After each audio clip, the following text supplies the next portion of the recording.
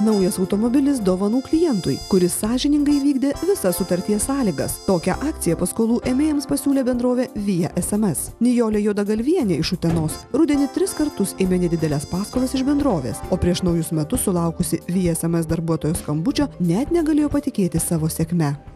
Nepatikėjau tikrai, galvojau, kad kažkaip tai gal meluoja, gal mane nori apgauti kažkas. Ir gal tik iš 3 karto dar supratau, išgirdau, kad sako, jūs laimėjote pagrindinį prizą, tai jau tada kažkaip supratau, kad tai turbūt tiesa.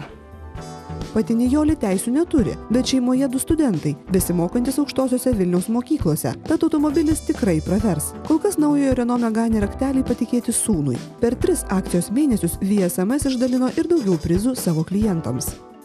Kiekvieną mėnesį vyko tarpinis etapas. Ir buvo išrinktas vienas dalyvis, kuris laimėjo dovanų mokėjimo kortelę 500 litų vertės.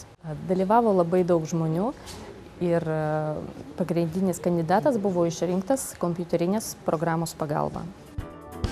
Via SMS pirmoji iš paskolą suteikiančių įmonių pasiūlė savo klientams dalyvauti akcijoje žaidime ir suteikė galimybę laimėti tokį vertingą prizą – naują automobilį. Akcijos metu tai reikėjo 3 kartus pasinaudoti bendrovės suteikiamą paskolą ir laiku grąžinti pinigus.